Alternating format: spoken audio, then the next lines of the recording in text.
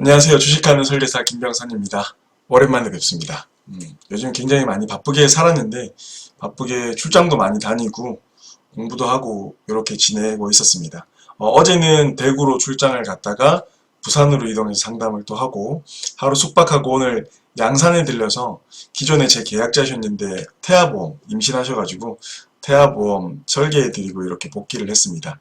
이분이 원래 공장에서 일하시다가 지금 전업주부로 이제 아기 가지면서 전업주부로 전환을 하셔가지고 직업 급수를 조정을 해드렸어요. 우리가 손해보험 같은 경우에는 직업이 바뀌면 즉시 고지하게 돼 있거든요. 근데 굳이 고지할 필요는 없는데 이렇게 위험 등급이 안전한 직종으로 바뀌었을 때는 바로 고지를 해줘야 보험료가 인하가 돼요. 이분은 2만원 넘게 이번에 절약이 되셔가지고 태아보험 가입하면서 좀 아무래도 비용이 추가되니까 부담스러워 하셨는데 그래도 2만원가량 절약을 하면서 굉장히 많이 흡족해 하셨던 것 같습니다.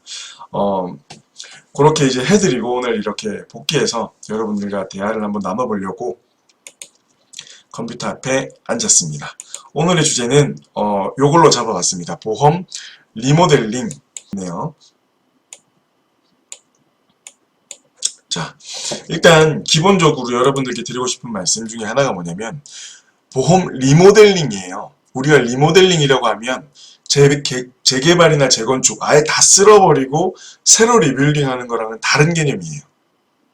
리모델링은 뭐냐면 기본 벽이나 구조들은 그대로 놔두고 조금 더 새 것, 지금 트렌드에 맞는 걸로 바꾸는 작업이잖아요.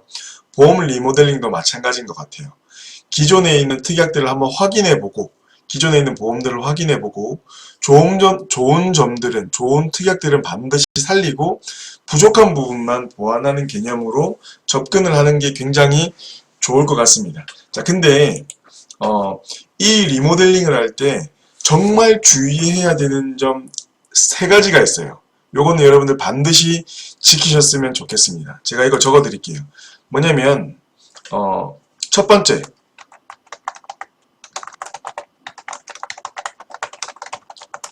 병력이 있으면 굉장히 신중을 해야 됩니다. 예전에 보험을 가입을 예를 들어서 2010년도에 보험을 가입을 했는데 15년도에 아팠어요. 병력이 생겼어요. 그리고 치료를 했어요. 그리고 지금 2019년입니다. 리모델링을 하고 싶어요. 그런데 무조건 보험을 해지하고 리모델링을 하면 안 돼요. 왜냐하면 새로운 보험에 가입이 제한될 수도 있고 또는 부담보가 잡혀버릴 수가 있어요. 할증이 붙을 수도 있고. 그렇죠? 그러니까 반드시 병력이 있으신 분들은 확인을 하고 주의해서 보험 리모델링을 해야 된다. 정 안 될 경우에는 옛날 보험을 그대로 가져가야 될 수도 있으니까. 그렇죠? 그러니까 반드시 확인을 해야 됩니다. 자, 그리고 두 번째, 어떤 사항을 조심해야 되냐면 납입 여력을 여러분들 반드시 고려해야 됩니다. 이 납입 여력은 크게 두 가지인데 하나는 금액입니다. 새로 보험을 리모델링을 했을 때 이 사이즈가 나한테 적합한지. 보험은 제일 중요한 게 제가 항상 강조하는 게 유지예요. 유지. 설계사들이랑 1, 2년밖에 상관없어요. 나중에 결국에 유지 못하고 해지하게 되면 손해보는 거는 오로지 소비자이기 때문에 여러분들 우리가 지금 보험 쓸 건 아니잖아요. 물론 지금 보험사고가 발생하면 당연히 보험금을 받겠지만 우리 나중에 먼 미래 우리 그러니까 본격적으로 아프기 시작할 때 보험을 활용하기 위해서 보험 가입하는 거잖아요. 유지가 돼야 됩니다. 그러니까 금액적인 측면 또는 기간 내가 지금 리모델링하면 지금부터 보통 20년 납을 하니까 20년 동안 내야 되는데 이게 가능할 것인가 요 두 개를 같이 고민을 해야 될 것 같아요. 그쵸?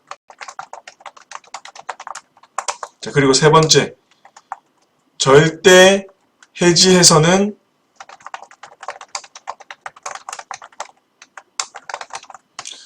내가 예전에 가입한 상품 중에 절대 해지하면 안 되는 좋은 상품들이 있는지 지금은 판매되지 않는 그런 상품들이 있는지 반드시 확인하고 리모델링을 접근을 해야 될 것 같아요.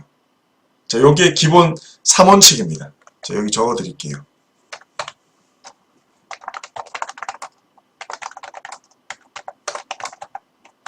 자, 이건 책에 나와 있는 게 아니라 제가 그냥 만든 거예요. 고민해보고 여러분들한테 이런 원칙이 있었으면 좋겠다. 예. 여기 근데 정말 중요한 것 같아요. 제대로 된 설계사라면 무조건 해지시키는 게 아니라 이런 걸 확인을 해드릴 것 같아요. 그리고 해지하면 안 되는 보험에 대해서 알려드릴게요. 자, 첫 번째, 이게 내용이 굉장히 길어질 수가 있어서 간략하게만 알려드릴게요, 여러분들. 3년 또는 5년 갱신 실비입니다. 실비보험, 실손보험. 요거는 해지하면 안 돼요. 쉽게 말하면 2009년도까지는 5년 갱신이었고 2009년부터 14년까지는 3년 갱신이었거든요. 다시 말하면 14년도까지 가입한 실비보험은 해지하시면 안 돼요. 해지하면 안 돼요. 왜 그러냐면 지금보다 보장이 훨씬 더 크기 때문에. 너무나 당연한 얘기죠. 5년 갱신짜리는 자기 부담금도 없고 급여 비급여 구분 없이 100% 보장도 되고 3년 갱신도 90%나 보장이 돼요. 근데 그거 말고도 백내장에 대해서도 훨씬 더 좋은 약관을 가지고 있어요. 다초점 렌즈도 보장이 되잖아요. 그쵸? 그런 거 말고도 굉장히 많은 장점들이 있기 때문에 예전 실비는 유지하시는 게 좋아요. 단 여기에서는 이 실비에 대해서는 굉장히 요즘에 말이 많잖아요. 실비를 착한 실손으로 갈아타라는 얘기도 굉장히 많지만 해지하지 말라는 뜻은 뭐냐면 이게 옛날 실비의 최대 단점은 유지가 굉장히 곤란해요. 근데 아직 30대, 40대시라면 이 실비보험을 계속 가져가시는 게 좋을 것 같아요. 근데 이제 지금 50, 60대에 접어드셔서 갱신 시기가 도래하신 분들, 갱신했는데 보험이 너무 비싸졌다. 그러면 이 보험은 전환을 해야 됩니다. 근데 기본적으로는 요거는 무조건 해지하려고는 하지 마라. 일단은 가져가는데 나중에 갱신될 때 갱신 부담이 되면 그때는 리모델링 하면 된다. 라는 개념 정도만 이해하고 계세요. 이거 이야기하면 너무 길어져요. 자, 그리고 두 번째, 해지하면 안 되는 보험. 두 번째입니다. 두 번째는 2006년 이전 종신보험 또는 새마을금고 공제회나 아니면 우체국 공제상품 2006년 이전에 가입한 종신보험이나 공제상품은 반드시 유지를 하셔야 됩니다. 근데 내용을 봐야 되는데 여기에서 말하는 핵심은 수술특약이에요. 수술특약이 지금은 1, 2, 3, 4, 5종 종별로 이제 각기 다른 금액이 지급이 되겠죠. 또 일부 회사는 1종부터 7종까지라고 얘기를 합니다. 근데 제일 좋은 거는 예전에 2006년도까지 판매되었던 1, 2, 3종 이 3종 수술특약이 굉장히 좋은 수술특약입니다. 여러분들 왜 그런지 이제 아시는 분들 굉장히 많을 거예요.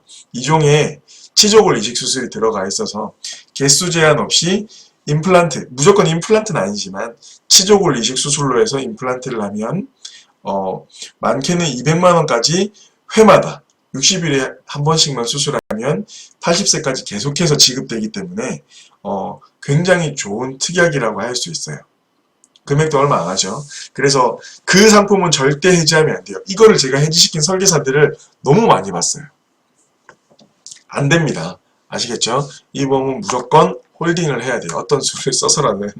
그리고 2008년 이거 아니구나.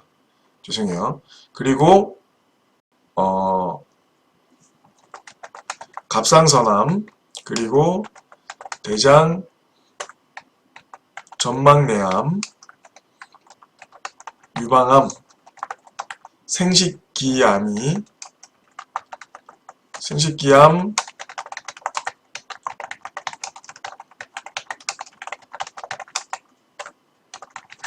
자 갑상선암, 대장전막내암, 유방암, 생식기암에 진단됐는데 일반암으로 지급해주는 상품들이 있습니다. 지금은 이제 갑상선암 같은 경우는 다 빠졌고 옛날에는 다 보장을 해줬거든요. 이런 거는 홀딩해야 돼요.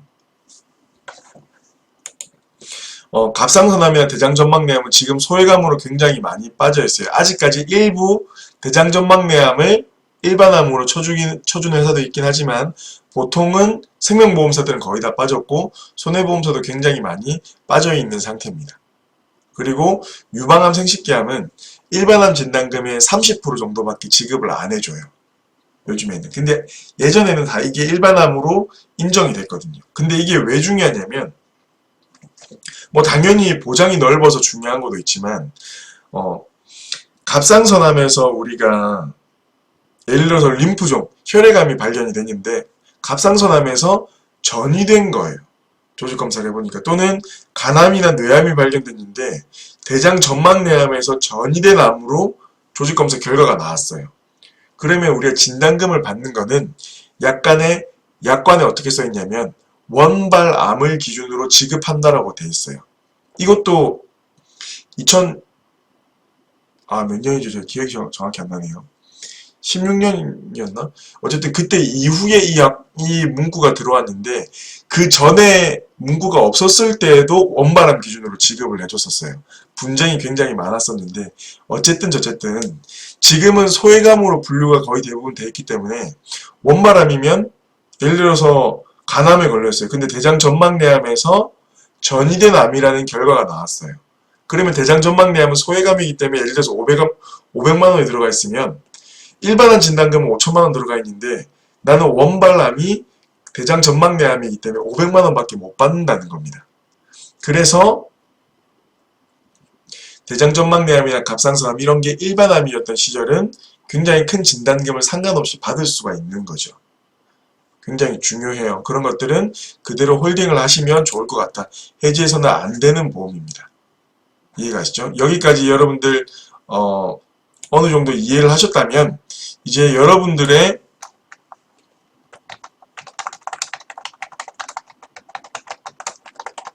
리모델링 목적을 분명히 해야 됩니다. 보통 제가 겪은 리모델링의 목적은 딱 두 가지였어요. 첫 번째, 여러분들 이게 거의 대부분이에요. 사실은 뭐였냐면 보험료를 줄이기 위함이었어요. 그리고 두 번째는 뭘까요?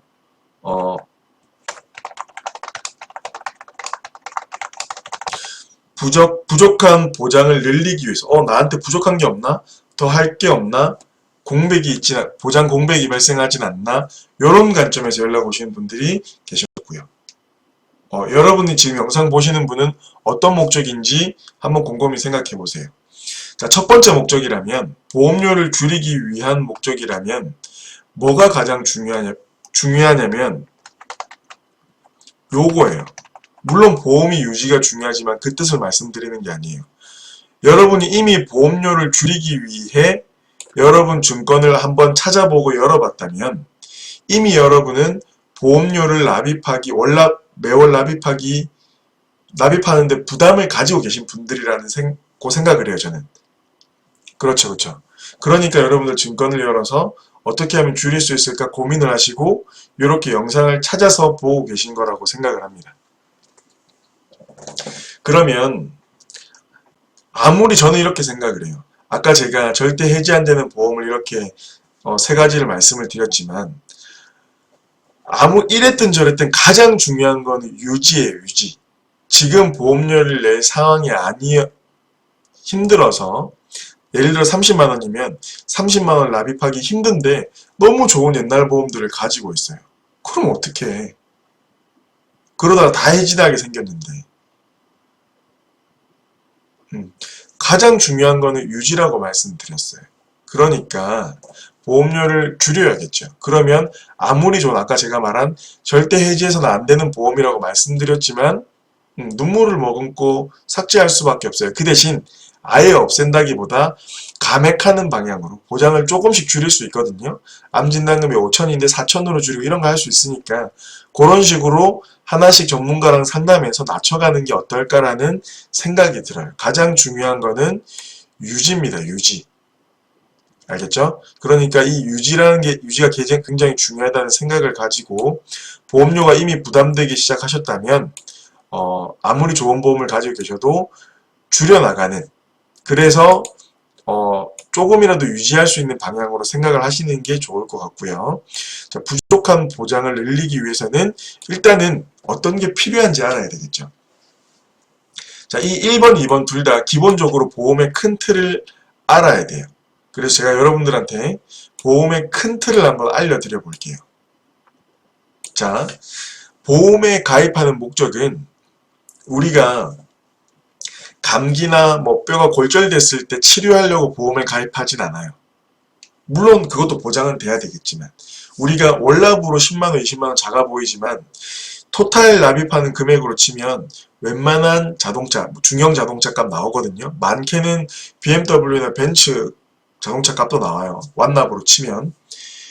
자, 그래서 이거를 보험을 가입하는 목적은 이거예요.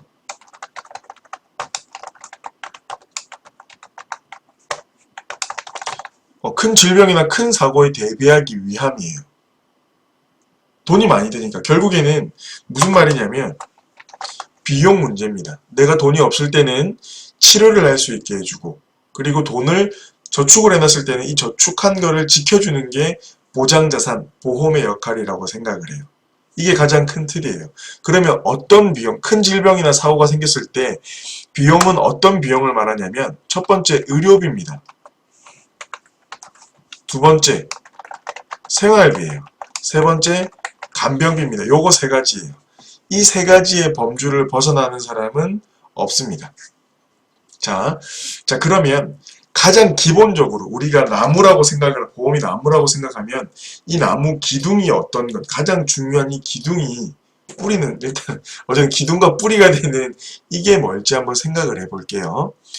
이 의료비, 생활비, 간병비를 발생할 수 있는 이걸 해지할 수 있는 기본적인 내용이 무엇일까? 자, 의료비는 어떤 걸로 해결할 수 있을까요? 나무 기둥입니다. 뭘까요, 여러분들? 실비입니다. 의료비는 실비만 있으면 돼요. 자, 뼈가 부러졌어요. 골절 진단금이 50만원 나가요. 중요할까요, 여러분들? 물론 받으면 되게 좋아요. 근데 기본적으로 실비만 있으면 치료하고 내가 돈을 내도 거의 대부분의 돈을 돌려받습니다. 그 나머지 몇만원 이런 것 때문에 보험을 가입하진 않아요. 적금하는 게 낫죠. 그런 것 같아요. 입원도 마찬가지예요. 입원 의료비, 입원비 하루에 3만원 넣어야 될까요? 제가 말씀드린 건 뭐냐면 넣어야죠. 당연히 넣어야 되는데 정말 기본적인 것만 한번 생각을 해보자고요. 기본적인 틀. 비용적인 거는 실비면 끝납니다. 자, 근데 실비로 해결이 안 되는 게 있어요. 뭐냐면 생활비가 필요하게 만드는 말이 좀 어렵네요. 우리가 가장 중요하게 생각하는 3대 성인병이에요. 뭘까요? 암, 뇌, 심장입니다. 요 세 가지 이슈가 나한테 발생을 하게 되면 생활비나 간병비를 신경을 써야 됩니다. 왜냐하면 적어도 아무리 짧아도 1년, 보통 2년에서 3년 정도는 휴직을 해야 되거든요. 치료에 전념하라 그래요. 내가 암에 걸렸는데 회사에서 나한테 일거리를 줄 만한 사람들이 없어요. 치료에 전념하라고 그만두라고 합니다. 쉬라고 합니다. 그러면 내 연봉, 내 남편의 연봉 이런 걸 생각을 해봐야 돼요. 3천만원, 4천만원, 5천만원 넘어가죠. 그쵸? 2년 쉰다고 하면 거의 아무리 못해도 6천 이상, 많게는 1억 이상이 넘어가는 금액이에요. 생활비에 문제가 발생할 수밖에 없습니다. 간병비도 마찬가지예요. 그래서 우리는 뭘 해야 되냐면 암, 뇌, 심장에 대해서 진단금을 가지고 있어야 돼요. 자, 실비로 커버가 안 되는 거는 생활비예요. 암, 뇌, 심장으로 진단을 받았어요. 쓰러졌어요. 그러면 당장 이 소득활동, 현금 흐름을 발생시키는 게 중단되기 때문에 생활비에 문제가 생겨요. 그래서 암에 걸리면 중증장애인으로 등록이 돼서 나라에서 95% 나오고 5%는 실비로 처리하면 되지만 파산 신청을 하는 이유가 뭐냐면 생활비가 멈추기 때문이에요. 그래서 우리가 보험가입할 때 이 진단금은 굉장히 중요합니다. 그게 이 진단금이 생활비와 간병비의 역할을 해내기 때문이죠. 이해가시나요? 그쵸? 여기에 사망도 마찬가지인 것 같아요. 여기에 사망보험금도 생활비와 간병비의 역할을 해줍니다. 크게 이렇게 보시면 돼요. 이게 기본적인 큰 틀이에요. 그러면 이제 내가 보험을 리모델링 할 때, 자, 첫 번째 목적 아까 뭐였나요? 보험료를 줄이든지, 두 번째 보장을 늘리든지. 자, 여기에서 큰 틀을 가지고, 이게 큰 틀인데, 여기에다가 살을 붙이면 될 것 같아요. 고일절 넣고, 입원 넣고, 질병 후유장애 넣고, 치매 넣고, 또는 암 진단금이 지금 사이즈가 2,000이면, 보장을 늘릴 것 같으면 3,000, 4,000, 또는 5,000, 6,000. 비용이 너무 비싼 것 같으면 갱신특약을 같이 조합해서 같이 한번 가져가 보고, 아니면 보험료가 부담되면 보험 납입 기간을 연장을 해보면서 보험료를 줄여보고, 내가 지금 암 진단금이 4천만 원인데 너무 부담돼, 2천으로 줄이고 2천은 갱신형으로 가져가 볼까? 이런 고민. 사망보험금이 지금 1억인데 너무 많은 것 같아, 절반 정도로 감액 한번 해볼까? 이런 고민. 보장을 늘리는 개념으로 봤을 때는, 자, 암 진단금이 충분한가? 지금 3천만 원, 4천만 원 있는데 이 정도면 좀 부족한 것 같아. 그러면 더 늘려볼까? 1억? 괜찮은데 1억? 근데 1억을 전부 다 비갱신으로 하니까 너무 비싸. 갱신형을 한번 섞어볼까? 갱신형의 진정한 의미는 내가 소득 활동하고 있을 때 싼 값에 많은 진단금을 확보하기 위한 수단이 갱신형 특약이에요. 갱신형이 무조건 나쁜 건 절대 아닙니다. 갱신형으로만 전부 다 가입이 안 돼 있으면 괜찮아요. 이렇게 생각을 하시면 될 것 같고, 뇌에 대해서는 내가 뇌출혈만 보장을 받고 있는지, 뇌졸중, 뇌혈관 진단금도 별도로 들어가 있는지, 보장 공백이 발생하진 않는지, 생명보험사만 가입되어 있다면 뇌출혈만 들어가 있을 거고, 그럼 뇌경색은 보장이 안 되겠죠. 그런 보장의 공백은 없는지, 심장질환도 마찬가지, 급성심근경색으로만 돼 있는지, 급성심경색 전 단계인 협심증, 좁아지는 협심증이 훨씬 많거든요. 나는 협심증을 보장을 받는 사람인지, 이런 것들 확인하는 거예요. 내 사망보험금은 내 노후에 도움이 되는, 죽어서만 나오는 건지, 아니면 노후에 어느 정도 생활비로도 내가 쓸 수 있는 형태의 상품인지, 이런 것들을 고려를 하다 보면 조금 더 여러분들 리모델링하는 데 도움이 되지 않을까. 그리고 실비 같은 경우에는 착한 실손으로 옮겨 타면 어떤 점이 보장이 줄어들고 보험료는 얼마나 줄어들 수 있는지. 근데 기본적으로 지금 연세 있으신 분들 중에서도 지금 실비가 부담돼서 영상을 보고 계신 분도 분명히 있을 거라고 생각을 하는데, 보험금을 계속 받고 있는, 질병 때문에 받고 있는 분이라면 최대한 받고 나서 정말 실비를 유지 못할 때 착한 실손으로 전환하시면 되고, 그게 아니라 아직까지 보험료가 부담이 안 되는, 실비가 부담이 안 되는 젊으신 분들은 3년, 5년짜리 갱신 가지고 계시면 그대로 유지를 하셔야 될 것 같아요. 전환하는 것 김병선이었습니다. 감사합니다.